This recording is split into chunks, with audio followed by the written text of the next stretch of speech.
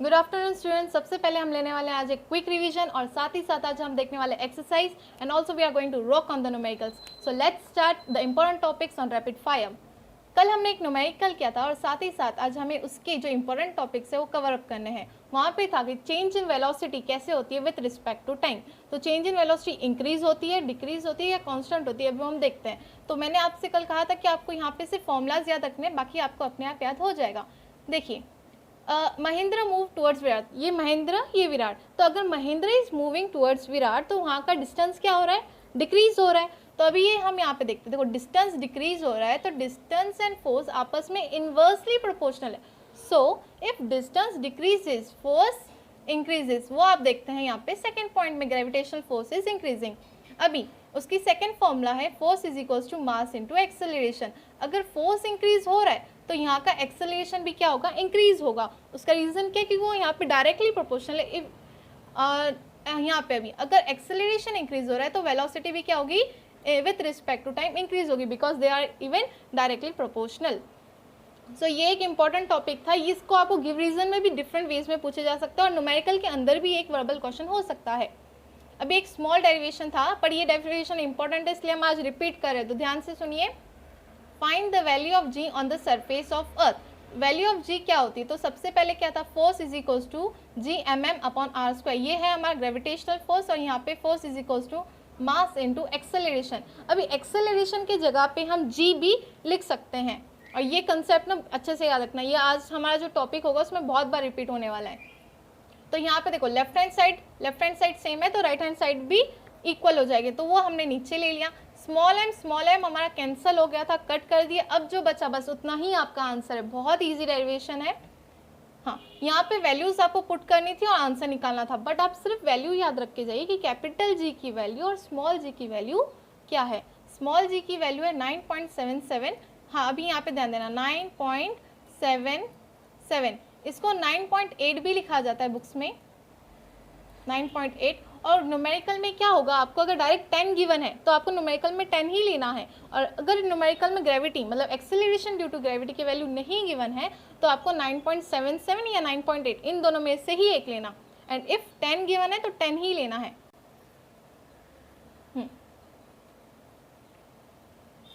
हाँ, अभी ये देखिए, ये वाला क्वेश्चन भी इंपॉर्टेंट है। Discuss the variation in value of g, that is acceleration due to gravity along the surface of earth and change with height and with the change with depth। तो ये यहाँ पे along the surface of earth, ये ले लिया earth along the surface मतलब यहाँ पे। तो यहाँ पे देखो ऊपर पोल आ गया, यहाँ पे आ जाएगा इक्वेटर। इक्वेटर का जो डिस्टेंस होता है वो ज़्यादा होता है, आप इसको ऐसे भी कंसिडर कर सकते हो। ये देखिए इक्वेटर का जो डिस्टेंस है आपको दिख रहा है वो क्या है, ज़्यादा है। और यहाँ पे जो पोल है, ये जो इतना पोल है उसका जो डिस्टेंस है कम है। अगर जहाँ का डिस्टेंस कम होता है वहाँ की ग्रेविटी ज़्यादा होती है।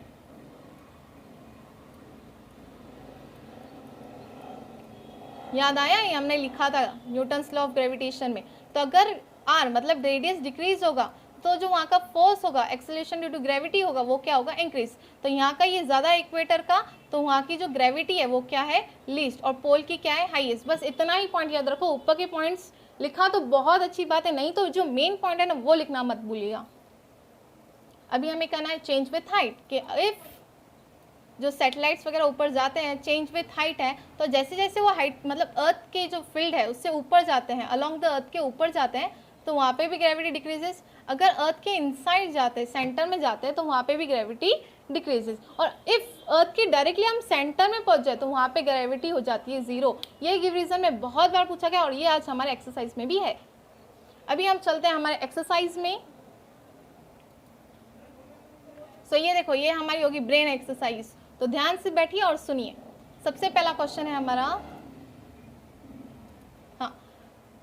हाँ मैचअप्स है।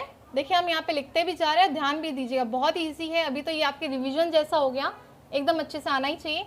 तो यहाँ पे मास है, वेट है, acceleration due to gravity and gravitational constant given है। तो ये देखो यहाँ पे मैंने उसका डिफरेंस भी दिया है ताकि आपके लिए बहुत आसान हो समझना। यहाँ पे देखो फर्स्ट ब्लॉक में आपको देखना है कि आपको गिवन डाटा में है क्या। तो फर्स्ट ब्लॉक में आपको गिवन डाटा में गिवन है वहाँ पे उनकी यूनिट्स। तो मास की क्या यूनिट है, मास की देखो यहाँ पे भी कर रही हूँ मैं, मास की यूनिट क्या है, केजी। तो 1 हम डायरेक्ट लिखते हैं 1 किसके इक्वल है, b। फिर हम सेकंड पे आएंगे, थर्ड कॉलम हम बाद में करते कंप्लीट। सेकंड है हमारा वेट, तो ये जो वेट है उसके इधर क्या आ जाएगा हमारा, न्यूटन। क्या आ जाएगा, न्यूटन।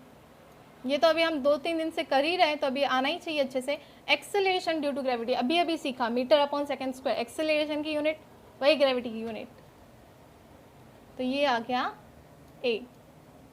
अभी जो बचा वो आखिरी फोर्थ, तो यहाँ पे आपको लिखना है मीटर अपॉन सेकंड। ठीक है ठीक है, हमने ये सेकंड पे ना मैंने डायरेक्ट यूनिट लिख लिया, यहाँ पे आप डी लिखो, यहाँ पे वेट वेट वेट,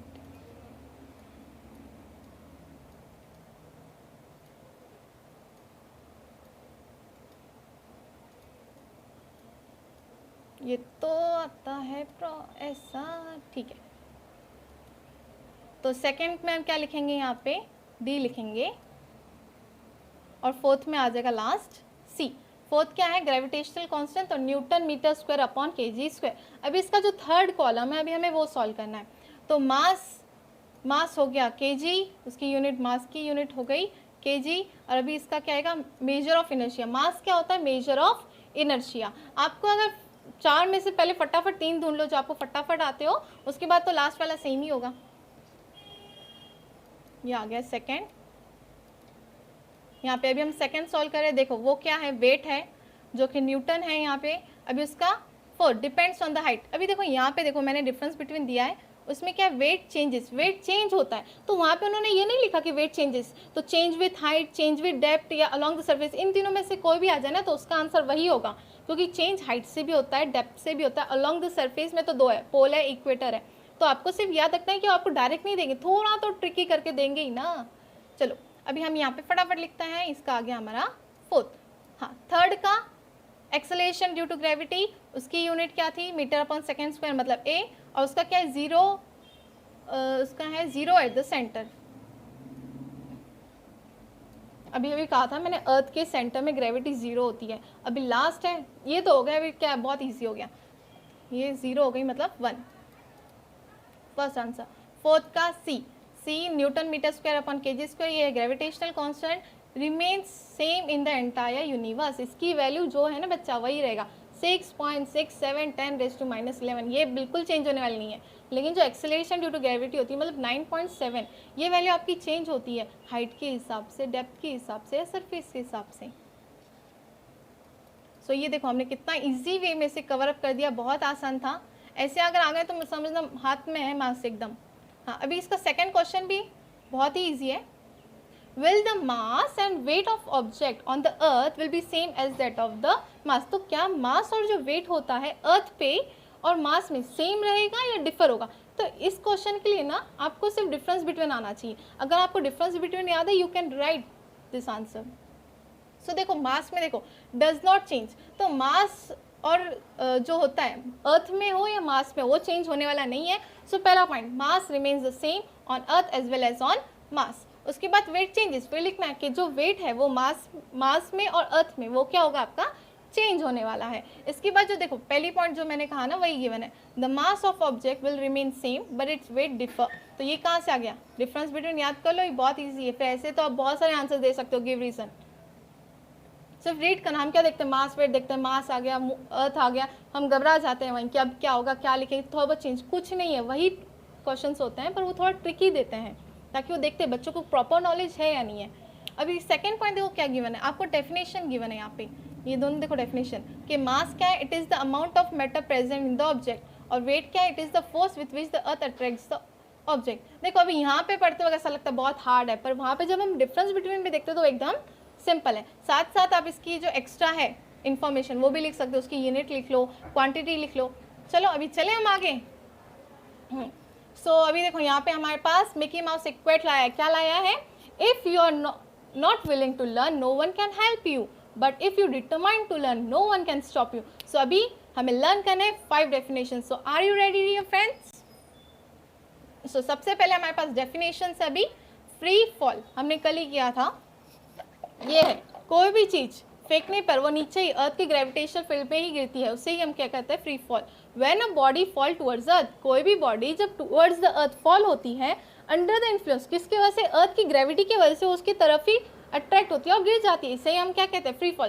ये हमने कल भी किया था तो बहुत ईजी हो गया होगा। अभी एक्सेलरेशन ड्यू टू ग्रेविटी, आप वहाँ पे ये भी लिख सकते हो, it is denoted by small g, it is denoted by small g. चलो, the gravitational force due to the earth on body results in its acceleration। अभी यहाँ पे क्या है, अर्थ की जो ग्रेविटेशनल फील्ड है उसकी वजह से ऑब्जेक्ट को एक एक्सेलरेशन आ जाता है, उससे ही हम कहते हैं acceleration due to gravity. 1 line की डेफिनेशन है, 1 मार्क्स कवर हो जाते हैं। The gravitational force due to earth, मतलब अर्थ के द्वारा जो फोर्स लगता है जिसकी वजह से कोई भी बॉडी, कोई भी ऑब्जेक्ट उसकी तरफ अट्रैक्ट होता है और किसी एक्सेलरेशन से उसकी तरफ गिरता है, तो उससे ही हम क्या कहते हैं, एक्सेलरेशन ड्यू टू ग्रेविटी। अभी एस्केप वेलोसिटी बहुत न्यू टॉपिक है और इम्पॉर्टेंट है, बहुत ईजी भी है, ध्यान से सुनो। पहले हम डेफिनेशन देखते हैं उसकी। हाँ, डेफिनेशन देखते हैं हम। एस्केप वेलोसिटी, द मिनिमम, यहाँ पे मिनिमम वेरी इंपॉर्टेंट है, the minimum initial velocity needed by object projected upward to overcome the earth gravitational force and not fall back on earth is called as escape velocity। यहाँ पे आप diagram में देखिए, ये अर्थ की ग्रेविटेशनल फील्ड के बाहर रॉकेट जा रहा है, देखो यहाँ पे कम से कम इतनी वेलोसिटी हम ऑब्जेक्ट को या रॉकेट को कम से कम इतनी वेलोसिटी दें कि वो जो अर्थ की ग्रेविटेशनल फील्ड होती है ना उसको छोड़ के बाहर चले जाए और वो वापस वहाँ पे नहीं गिर, क्योंकि गिर गया तो फिर नुकसान ही है, तो इसलिए वो वापस वहाँ पे न गिरा और उसको एस्केप करके, ओवरकम करके बाहर चला जाए, उसको ही हम कहते हैं एस्केप वेलोसिटी। तो यहाँ पे वर्ड बहुत इंपॉर्टेंट है, मिनिमम, कम से कम उतना वेलोसिटी आप प्रोवाइड करो ऑब्जेक्ट को और रॉकेट को कि वो ओवरकम करे अर्थ ग्रेविटेशनल फील्ड को और वो वापस वहाँ पे आकर नहीं गिरे, उससे ही हम क्या कहेंगे, एस्केप वेलोसिटी। अब वो आप डायग्राम देखोगे ना उससे एकदम वो क्लियर हो जाता है कंसेप्ट। सेंट्रीपिटल फोर्स हम लास्ट लेक्चर में भी ले चुके हैं, ओहो ठीक है, सेंट्रीपिटल फोर्स हम लास्ट लेक्चर में भी ले चुके हैं। The force that acts on any object moving along a circle towards the centre, along a circle towards the centre is called as centripetal force. हम ले चुके हैं, अभी लास्ट एक लेना है हमें, पोटेंशियल एनर्जी। देखो कितने इजी थे डेफिनेशंस, सिर्फ समझना जरूरी है। If you can understand the concept it's very easy to learn for you. Potential energy क्या है, the energy possessed due to the position, इतना ही लिखो काफ़ी है, द एनर्जी पजेस्ड, वो energy that is due to the position is called potential energy. Potential energy, kinetic energy moving पे है, पोटेंशियल एनर्जी पोजिशन पे है, द रेस्ट टाइम पे होती है, तो इससे ही हम क्या बोलते हैं, पोटेंशियल एनर्जी। ये और लिखने की ज़रूरत नहीं है, इतना ही, इतना हमारे डेफिनेशंस कंप्लीट हो गए। अभी एक स्मॉल कंसेप्ट देखना है, वो भी बहुत आसान है, सिर्फ स्मॉल ही है।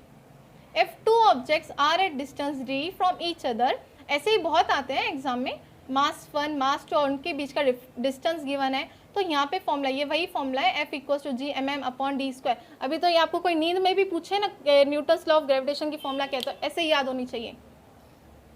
If the distance between two bodies is 3D, अभी यहाँ पे देखो क्या किया,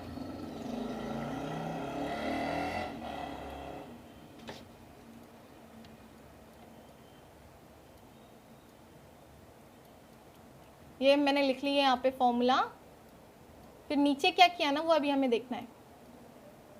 अभी उन्होंने डिस्टेंस इंक्रीज किया 3D से, तो यहाँ पे हमारा डिस्टेंस देखो कहाँ है, हमारा डिस्टेंस यहाँ है, तो इसके इस डिस्टेंस की जगह पे हम क्या डालने वाले हैं, अभी 3D डालने वाले हैं और आंसर निकालने वाले हैं। तो जी ऊपर का पूरा सेम, m1 m2, यहाँ पे गलती मत करना, ऐसे सम्स में बच्चे गलती करके आ जाते, इतने आसान सम है। डी की जगह पे हमें लिखना है 3D, बोला है ना न्यू डिस्टेंस 3D, और उसके ऊपर क्या है, होल ब्रैकेट स्क्वायर,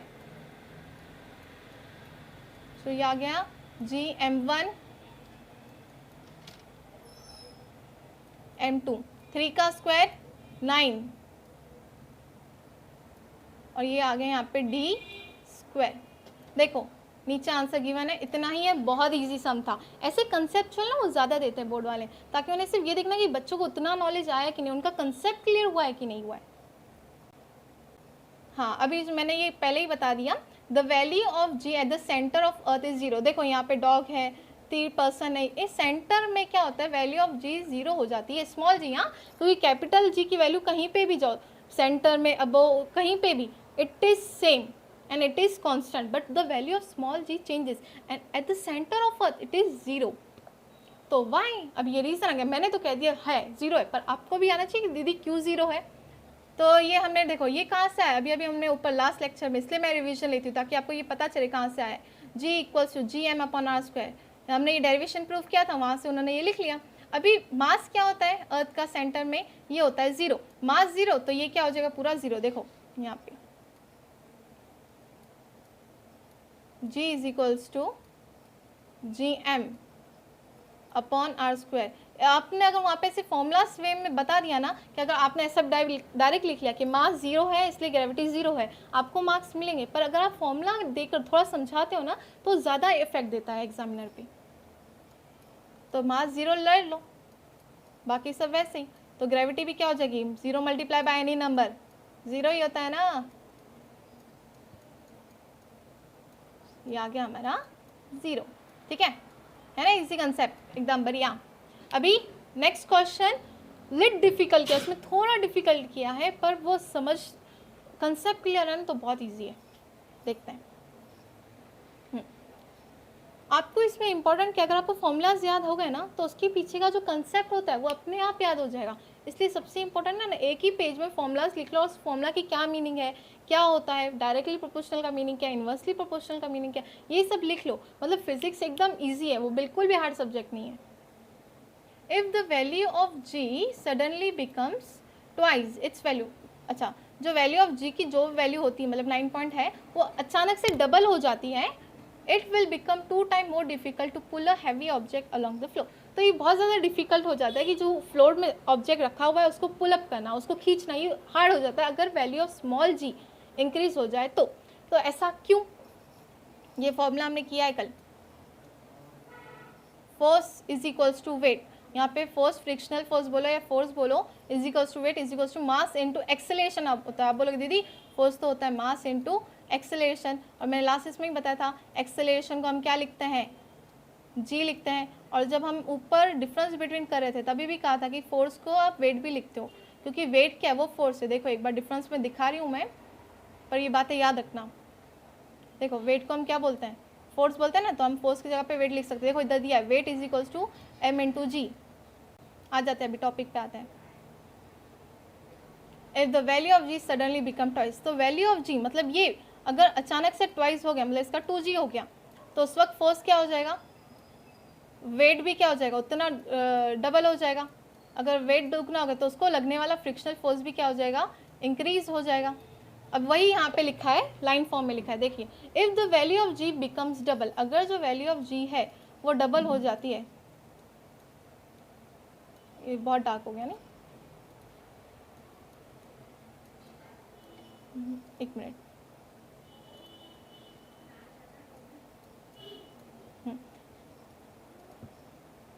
ठीक है। If the value of g become double, जो वैल्यू ऑफ जी है अगर वो डबल हो जाती है तो फोर्स जो होता है वो भी क्या तो जो वेट होता है यहाँ पे ये डायरेक्ट लिखो, तो weight becomes double, value of g double weight double. अभी नीचे देखो वेट इंक्रीजेस तो वहाँ का जो फ्रिक्शनल फोर्स है वो भी इंक्रीजेस, तो वेट इंक्रीजेस तो फोर्स भी क्या होगा, increases. Therefore it becomes difficult to pull that heavy object. तो आपको सिर्फ सिंपली क्या क्या पॉइंट्स लिखने हैं मैं यहाँ दे देती हूँ, उतना ही पॉइंट्स लिख के आओ।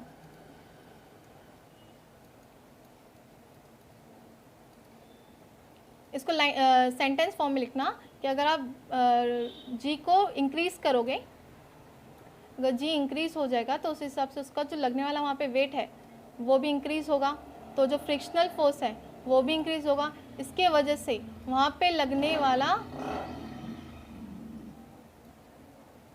पुल है वो भी ज़्यादा हो जाएगा। देखो इतना आप नोट कर लीजिए अपनी नोटबुक में, जो मैं कहती जाती हूँ ना तो उसको नोट भी करते जाओ कि नेक्स्ट टाइम आपको ईजी हो समझना।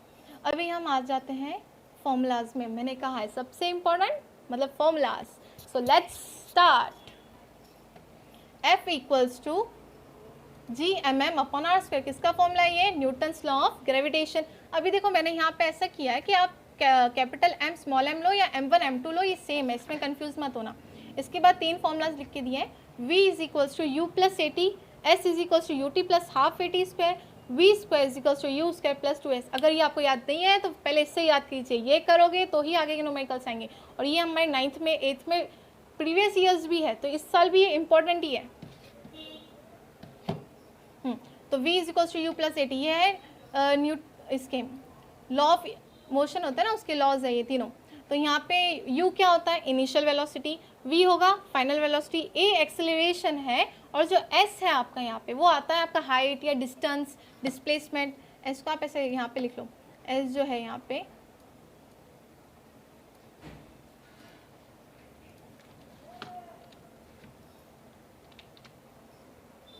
s हो गया हाइट, और डिस्प्लेसमेंट, हाइट ले सकते हैं, डिस्प्लेसमेंट लिख सकते हैं, डिस्टेंस भी बोल सकते हैं, पर इतना ही काफ़ी है।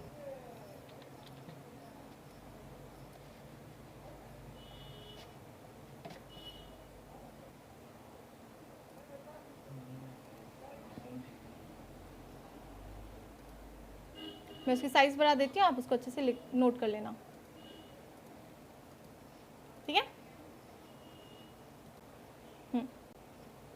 अभी हाइट और डिस्प्लेसमेंट, एस को याद रखना, ये एस में ही बच्चे कंफ्यूज हो जाते हैं, एस को बोलते दीदी ये स्पीड है, तो ये स्पीड नहीं है, ये क्या है, एस हाइट और डिस्प्लेसमेंट है, वी होता है फाइनल वेलोसिटी, यू होता है इनिशियल वेलोसिटी। यहाँ पे मैंने एक नहीं हाँ ये किया, ये इंपॉर्टेंट है समझना आपके लिए कि जो ए है, ए इज इक्वल्स टू जी, मतलब जहाँ जहाँ पे मैंने ए लिखा है वहाँ पे आप जी भी लिख सकते हैं, क्योंकि वहाँ पे आपको जी की वैल्यू गिवन होगी, वहाँ पे कौन सी वैल्यू गिवन होगी आपको, जी की, तो आप बोलोगे ये तो जी की वैल्यू, यहाँ पे तो कहीं जी है ही नहीं, है यहाँ पे जी, देखो यहाँ पे है जी, ये जी है, ये जी है, यहाँ पे भी जी है, यहाँ पे भी है। अभी ये हो गए हमारे तीनों लॉस कंप्लीट। अभी F is equals to W is equals to m into a और एम इंटू जी, अभी अभी ऊपर किया था। और लास्ट है हमारा t square is equals to k into r cube, क्या plus third law of equation.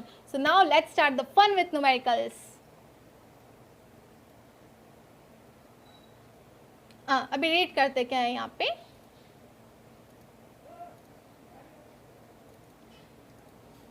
the mass of earth and moon are 6 into 10 raised to 24 and 7.4 into 10 raised to 22 kg। जब भी आ जाए ना तो आपको सबसे पहले उसको गिवन डाटा में ना लिख लेना चाहिए, और फिर उसका फॉर्मूला, फिर सॉल्यूशन इजी होता है। जब तक आप गिवन डाटा नहीं लिखते ना तब तक उसको क्या करना है ये समझ में नहीं आएगा। तो सबसे पहले जैसे क्वेश्चन रीड करते जाइए, साथ ही साथ उसका गिवन डाटा लिखते जाइए। तो मास कितना गिवन है यहाँ पे, mass of earth and moon respectively, मतलब अर्थ का गिवन है 6 इंटू 10 रेज़ टू 24, लिख लिया, साथ में यूनिट्स भी लिखना मत भूलना। और मून का क्या है 7.4 इंटू 10 रेज़ टू 22 kg, वो भी आप लिख लो। यहाँ पे देखो पहले ये था अर्थ, फिर था मून, तो ये आ गया अर्थ का और फिर आ गया मून का, रिस्पेक्टिवली गिवन है ना। और इसके बाद द डिस्टेंस बिटवीन देम, मतलब आर लिखो, डी लिखो चलेगा, हाँ, पर ये किस में गिवन है ये इंपॉर्टेंट है, ये आपको गिवन है किलोमीटर में, तो आपको किलोमीटर को किस में चेंज करना पड़ेगा, मीटर में। According to MKS system, metre kilogram second, first day पे हमने यही लिया था, इसलिए यूनिट्स लिए थे ताकि हमें न्यूमेरिकल्स में बिल्कुल डिफिकल्टी ना हो। तो अभी ये जो है यहाँ पे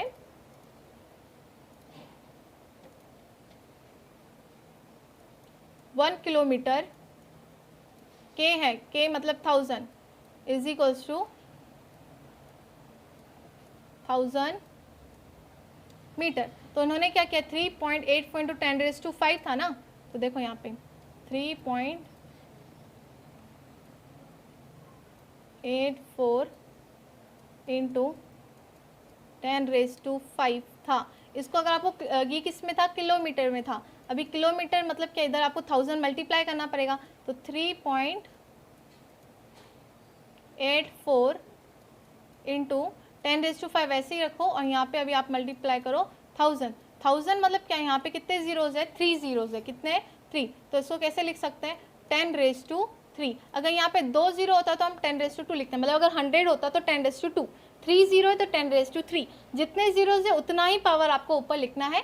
तो अभी आ गया 10 रेज़ टू 3, तो हम यहाँ लिख लेते हैं 10 रेज़ टू 3। अभी यहाँ पे आ गया मैथमेटिक्स, इसलिए बेसिक्स क्लियर चाहिए, विदाउट बेसिक्स आप कहीं नहीं जा सकते आगे। 3.84 लिख लेते हैं फटाफट। हाँ, इंडाइसिस क्या कहता है, a raise to m into a raise to n क्या होता है 10 रेज़ टू, अभी ये ऊपर अगर यहाँ पे इंटू है तो ये जो ऊपर के पावर्स है, ये जो ऊपर का ये पावर है 5 और यहाँ पे पावर है 3, ये दोनों क्या होगा ऐड होगा, और 5 + 3 कितना होता है 8। वही देखो यहाँ पे लिख लिया, कितना इजी था कन्वर्जन। कन्वर्जन पे बहुत अच्छे से ध्यान देना है एकदम। हाँ, कैलकुलेट द ग्रेविटेशनल फोर्स। अब यहाँ पे ग्रेविटेशनल तक नहीं पढ़ना है, फोर्स भी पढ़ो। मतलब आपको क्या फाइंड करना है, फोर्स फाइंड करना है। हमें क्या फाइंड करना है, फोर्स फाइंड करना है। ग्रेविटेशनल फोर्स मतलब देखो यहाँ पे लिखा है टू फाइंड ग्रेविटेशनल फोर्स, और कैपिटल जी की वैल्यू गिवन है, तो मतलब समझना आप बहुत लकी हो। नहीं है तो फिर याद करके जाओ, याद हो ही जानी चाहिए। F equals to G M M upon R square लिख लिया। हाँ, जी की वैल्यू डायरेक्ट पुट डाउन कर दी। देखो यहाँ तक ये आ गया आपका जी की वैल्यू। ये जो जी की वैल्यू यहाँ गिवन है वही यहाँ पे जी की वैल्यू लिख ली। अभी वहाँ पे m1 की जो वैल्यू अभी वो लिखते जाएंगे हम। m1 की वैल्यू कितनी है, 6 इंटू 10⁻²4। ये देखो यहाँ पे आ गया 6 इंटू 10⁻²4। और लास्ट है m2 की वैल्यू। अभी m2 में ये इतना आ गया आपका m2 की वैल्यू 7.4 इंटू 10⁻²22। सिर्फ पुट डाउन किया है। अभी नीचे जो r है उसमें हमने चेंजेस किया ना, तो जो चेंज किया वो लिखना।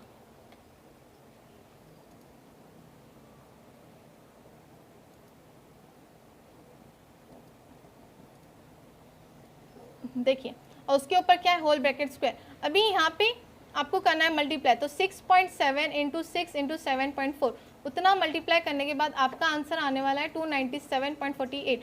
यहाँ पे क्या होता है, मल्टीप्लाई करना तो इजी हो जाता है। देखो 297.48 मल्टीप्लाई करना इजी है, तो नीचे का था आपका स्क्वायर था, तो 3.84 का स्क्वायर मल्टीप्लाई करोगे उसको यहाँ पे 3.84 का स्क्वायर। या मैं रब कर देती हूँ,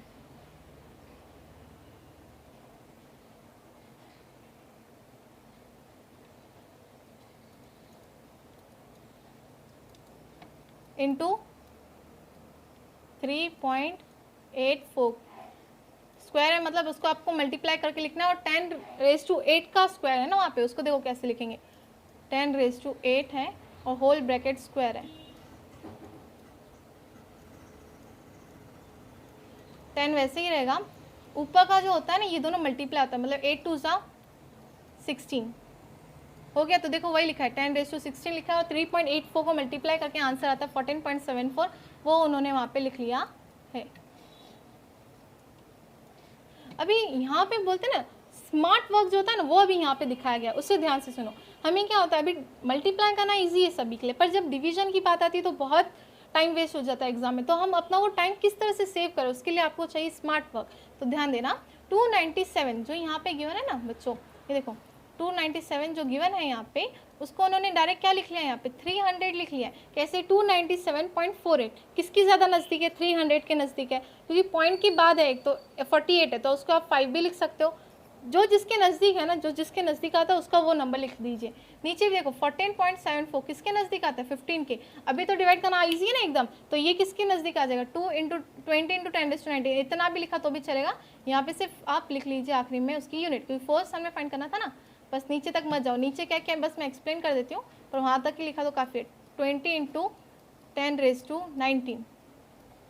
तो हम इन्होंने क्या किया, 2 इंटू, अब ये क्या है 2 इंटू 10 लिख सकते हैं, 20 को कैसे लिखते हैं इसको, ये देखो, और यहाँ पे आ गया 10⁻19। वही इंडाइसिस बेसिक्स, 2 इंटू 10⁻, यहाँ पे कुछ नहीं ऊपर तो 1 है, अभी एडिशन होगा तो कितना आएगा आंसर 20। आ गया ये आंसर। तो कितना इजी था आपको एक न्यूमेरिकल के साथ कोप अप करना। सिर्फ देखना क्या है, वैल्यूज़ लिख लो, कन्वर्जन्स चेक कर लो, फॉर्मूला पुट कर दो, मल्टीप्लिकेशन कर लो, और जब बात डिवीजन क्या है ना, तो उसके जो नज़दीक का नंबर है वह लिख लो, और फटाफट आंसर में यूनिट लिखो। और हाँ, लास्ट टाइम ये इंपॉर्टेंट है कि आपका जो आंसर है वो वर्बल फॉर्म में होना चाहिए। जिस फॉर्म में वर्बल में क्वेश्चन था ना, तो वर्बल में ही आप आंसर लिखिए।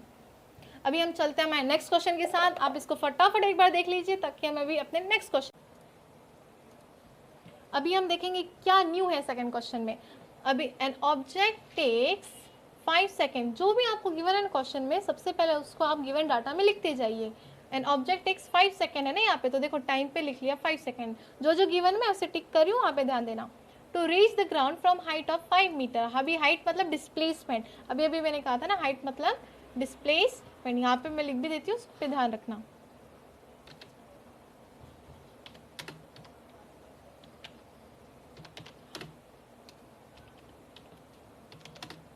हाइट और डिस्प्लेसमेंट, आप एस को स्पीड मत समझिएगा,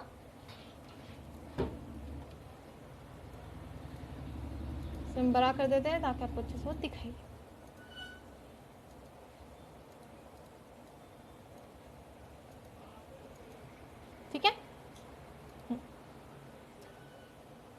इसके साथ और क्या क्या गिवन है, what is the value of small g on the planet. तो वैल्यू ऑफ स्मॉल जी क्या है, तो वो हमें फाइंड करनी है। हमें क्या क्या दिया है, टाइम गिवन है, हाइट मतलब डिस्प्लेसमेंट, यहाँ पे देखो किया है, एस किया है, एस मतलब क्या, हाइट और डिस्प्लेसमेंट है। अभी हम आगे यहाँ पे कौन सा फॉर्मूला लगाना है वो देखना है। ये समझ जाता है कि इस डाटा से 3 लॉ ऑफ इक्वेशन यूज होंगे। v is equals to u plus a t, पहला इक्वेशन है। इक्वेशन अच्छे से याद होने चाहिए, ये फॉर्मूलाज याद होंगे तभी आगे जाएंगे, इसलिए मैंने पहले फॉर्मूलाज लिख के दिया था।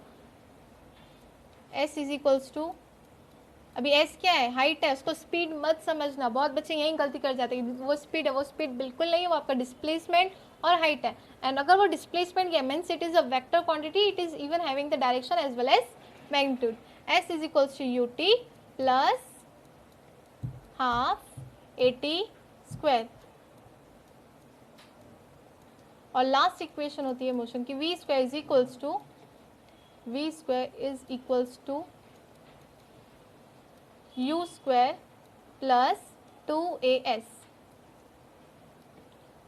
अब याद रखना, जहां जहां पे मैंने a लिखा है वहां पे वो g है, मतलब एक्सेलरेशन ड्यू टू ग्रेविटी, तो आप a लिखो या उसको g लिखो वो सेम है। सो आप यहाँ पे देखो, अभी g मतलब क्या, ये यहाँ पे आप a लिखो या यहाँ पे आप g लिखो चलेगा, यहाँ पे a लिखो g लिखो, यहाँ पे भी a लिखो g लिखो, एक ही बात है। अभी इसमें से हमें 3 इक्वेशन है, 3 में से कौन सी इक्वेशन हमें यूज करनी है वो कैसे समझता है वो देखना। हमें क्या क्या गिवन है, डिस्प्लेसमेंट गिवन है, मतलब s गिवन है, तो s कौन सी फॉर्मूला में, फर्स्ट फॉर्मूला में आप देखोगे v है, u है, a है, t है, मतलब v final velocity, u initial velocity, मतलब स्टार्टिंग u से होता है, कैसे हम बोलते हैं u v w x, तो u है ना पहले, तो u मतलब इनिशियल, v मतलब फाइनल, ऐसे याद रखो, मतलब आपको एकदम ट्रिक वे में याद होना चाहिए सब। और एक है एक्सेलरेशन ड्यू टू ग्रेविटी, इसको हम g भी लिख सकते हैं, और टाइम गिवन है। डिस्प्लेसमेंट जो हमारे गिवन डाटा में है वो यहाँ पे है क्या, फर्स्ट में नहीं है, तो हम फर्स्ट यूज करने वाले नहीं है। अभी बच्चा 2 ऑप्शन, या तो सेकंड ले सकते हो या तो थर्ड। तो अभी हम वापस गिवन डाटा पे जाएंगे अगेन, तो गिवन डाटा में टाइम गिवन है, ठीक है, सेकंड क्या है हमारे पास यहाँ पे, टाइम गिवन है। अभी यहाँ पे देखते हैं थर्ड इक्वेशन में, देखो आपको टाइम नहीं है, मतलब थर्ड इक्वेशन भी डायरेक्टली कैंसल्ड, सो ये भी कर देते हैं कैंसिल। अभी क्या बचा, सिर्फ सेकंड ऑप्शन वही लगेगा, बहुत ईजी हो गया ये समझना। सिर्फ मतलब क्या करना था, गिवन डाटा देखना था, पुट करना था और समझना था। हम ले लेते हैं रिजर्व, जो काम का नहीं उसको हटा देते हैं।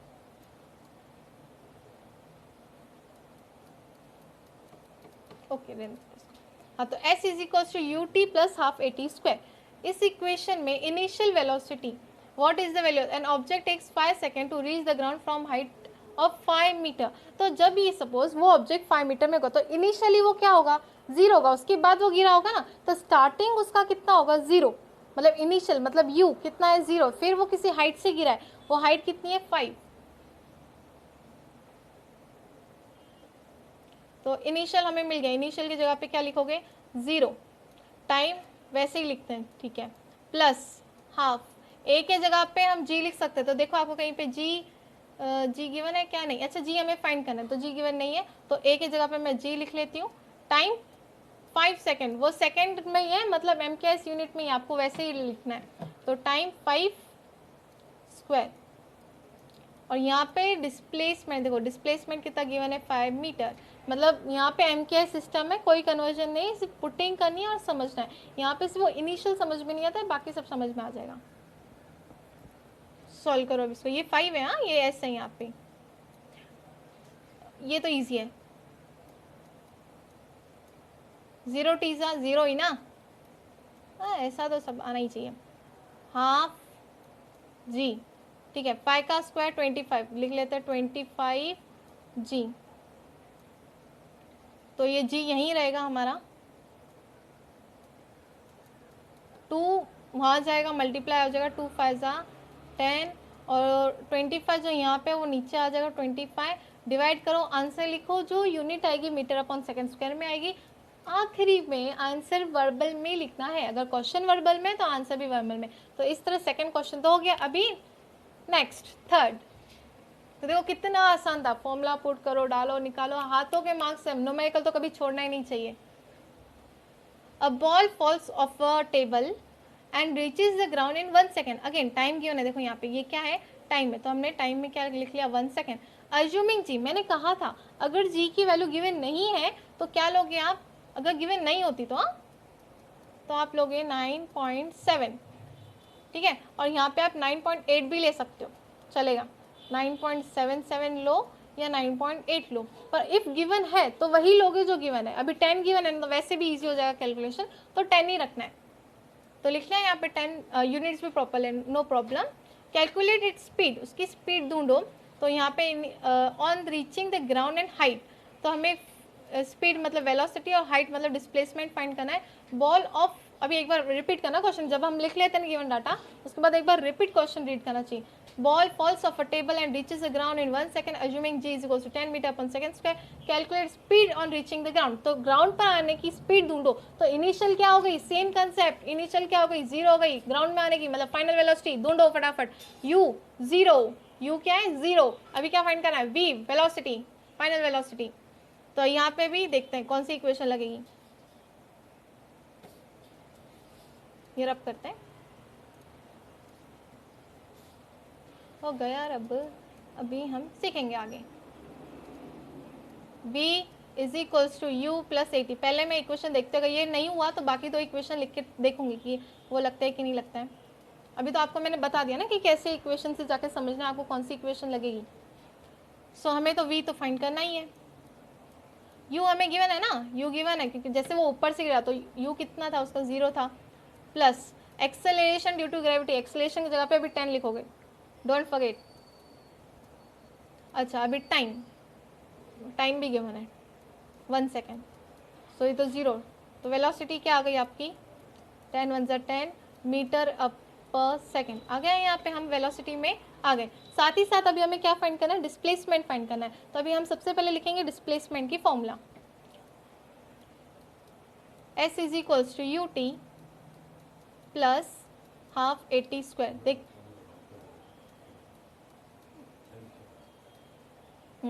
अभी इसके लिए हमें क्या चाहिए, वापस इनिशियल u गिवन है 0 हो जाएगा, टाइम 1 प्लस हाफ a मतलब g 10, जो गिवन है वही लिखा है मैंने, टाइम 1 सेकेंड का स्क्वायर, 0 1 जा 0, कितना आएगा ये एकदम इजी इजी कैलकुलेशन, और क्या चाहिए, मज़े है मज़े।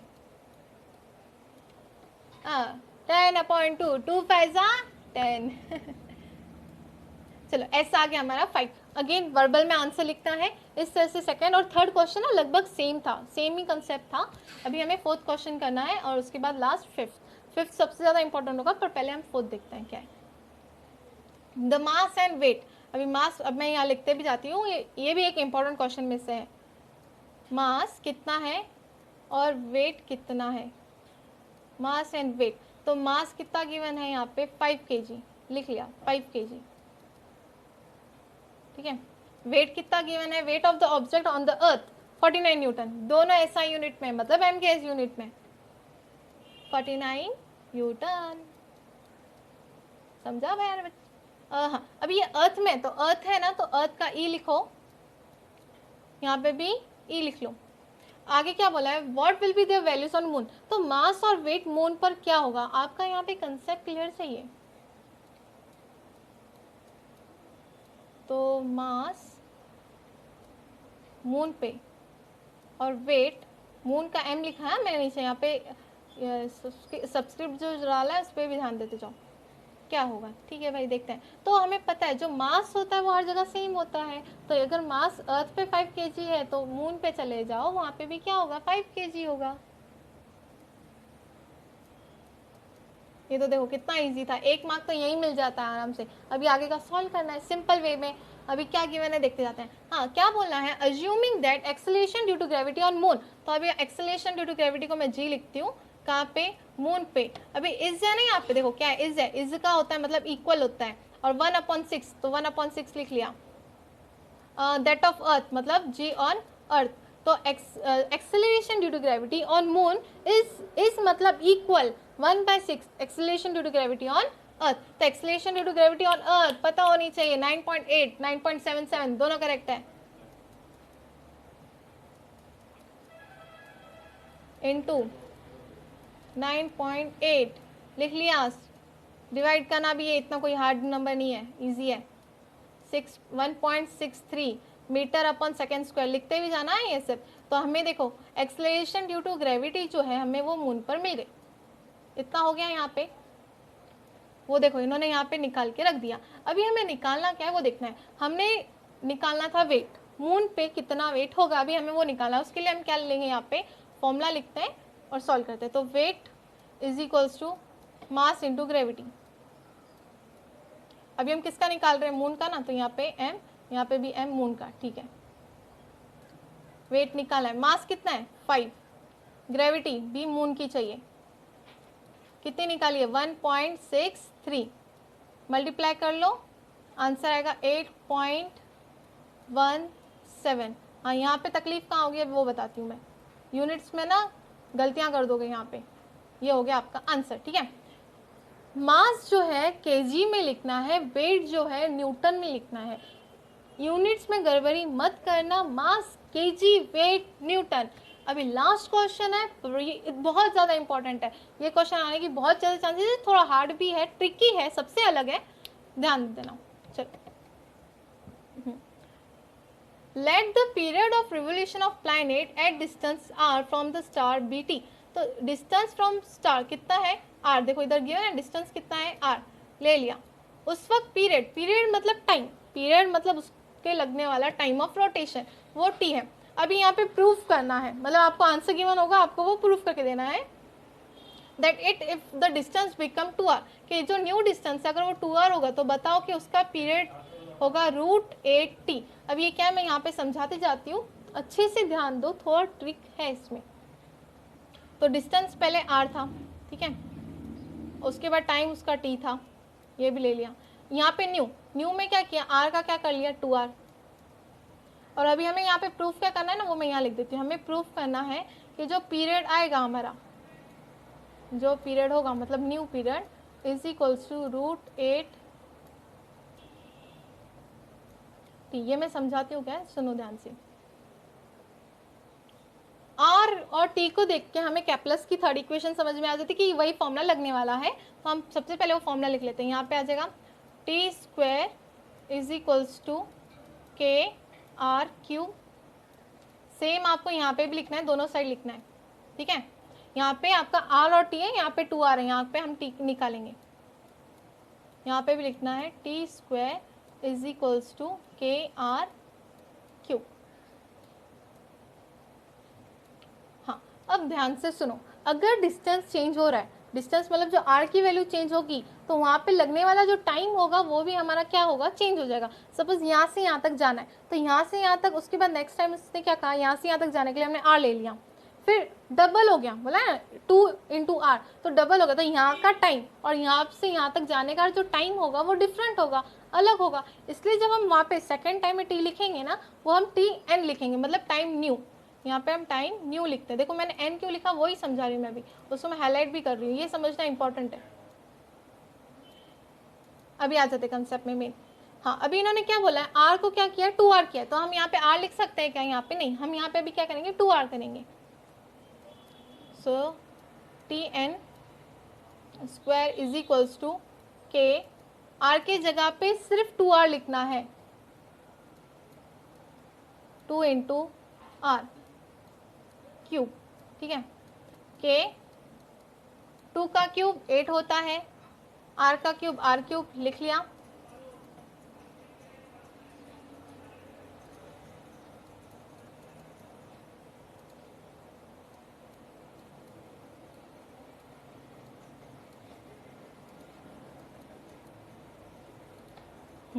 देखो अभी हमारी एक ये इक्वेशन तैयार हो गई है यहाँ पे, और ये हो गई हमारी पुरानी इक्वेशन। दो इक्वेशन हमने यहाँ पे तैयार कर ली। अभी दोनों इक्वेशन को सिर्फ डिवाइड करना है, आंसर तैयार है। सिर्फ समझना इंपॉर्टेंट था, यहाँ पे आर टी था, यहाँ पे 2r और t था, यहाँ पे हमने t को tn कर लिया, क्योंकि अगर डिस्टेंस चेंज होगा तो टाइम भी चेंज होगा। अभी हमने tn रखा है, जो r की वैल्यू 2r थी वो हमने वहाँ पे पुट कर दी और दो इक्वेशन तैयार कर दिए। अभी इन दोनों को हम क्या करेंगे, डिवाइड। ये इक्वेशन 1 बोलते हैं, इक्वेशन 2 डिवाइड करोगे।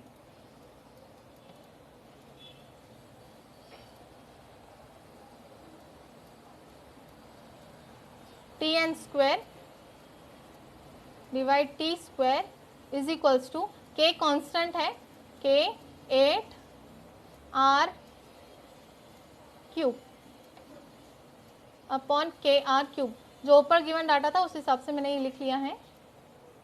अब देखना आगे K बच्चा, जो K अभी यहाँ पे कैंसिल हो जाएगा, देखो ये K cancel, R cube cancel. जो बच्चा अभी लिखना है, फटाफट लिखना है, क्या बचा यहाँ पे Tn square is equals to, वहाँ पे 8 बचा है, यहाँ पे जो नीचे T स्क्वायर है वो वहाँ जाएगा तो क्या होगा, मल्टीप्लाई होगा। हमने कर लिया मल्टीप्लाई। अभी यहाँ पे दोनों जगह पे स्क्वायरिंग है, हम putting square root on both sides कर रहे हैं। हमने कर दिया putting square root on both sides. अभी यहाँ पे कटेगा, ये square root cancel, root and square cancel. अब क्या बचा, Tn मतलब new time is equals to ये वेट यहाँ पे थोड़ी मिस्टेक हुई, वेट इसको बैक में ले जाते हैं। हाँ ये देखो, यहाँ पे जो कैंसिल हुआ उसको हम लिख लेंगे Tn। यहाँ पे आप डायरेक्टली कैंसिल नहीं कर सकते, ये भी गलती हो जाती है। हाँ फटाफट कर लो ना तो ऐसी गलतियाँ हो जाएगी। तो रूट 8 वैसे ही रखना है, और रूट T स्क्वायर मतलब जो रूट है वो दोनों पे डाल दो, मतलब ये जो रूट है इस पे भी आएगा, ये रूट इस पे भी आएगा, तो रूट 8 वैसे ही रहेगा, और यहाँ पे हो जाएगा square and root cancel T। ये आ गया आपका आंसर। इतना आपको प्रूव करना था, वो हम ले आए। तो देखो कैसे था, आप यहाँ से भी समझ सकते हो, यहाँ पे भी गिवन है, वही मेथड गिवन है, तो थोड़ा उन्होंने वैसे ही लिखा है। यहाँ पे हमारे न्यूमेरिकल्स कंप्लीट होते हैं। अभी स्मॉल 2 टॉपिक है, बस वो कंप्लीट कर लेते हैं, हो गया। एक्सेलरेशन ड्यू टू ग्रेविटी, अभी यहाँ पे है एक्सेलरेशन ड्यू टू ग्रेविटी, और यहाँ पे यूनिवर्सल ग्रेविटेशन कांस्टेंट। तो यहाँ पे वैल्यू गिवन है, अभी तो ये आपको एकदम आ ही जाएगा। 9.7, वहाँ की वैल्यू लिख ली 6.673 10⁻⁻11। यहाँ पे denoted by small g, denoted by capital G. जो स्मॉल जी है changes from place to place, capital G is constant everywhere and its unit is metre upon second square. यहाँ का यूनिट है newton metre square upon KG square. Complete. अभी साथ में आपको एक फैक्ट भी दे रहे हैं, देखो बहुत ईजी है। If you were to drill a tunnel right through the earth and jump in, मतलब अगर आप अर्थ को लोगे, उसको बीच से कट करोगे और एक जगह से दूसरी जगह जाओगे, एक जगह से दूसरी जगह जाएंगे, तो हमें एक वहां से टाइम कितना लगेगा, will need 42 minutes and 12 seconds to reach the other side. So you must know. So here we have completed our lecture and also we have completed this chapter. Next time अब new chapter के साथ, new energy के साथ वापस मिलेंगे। Bye.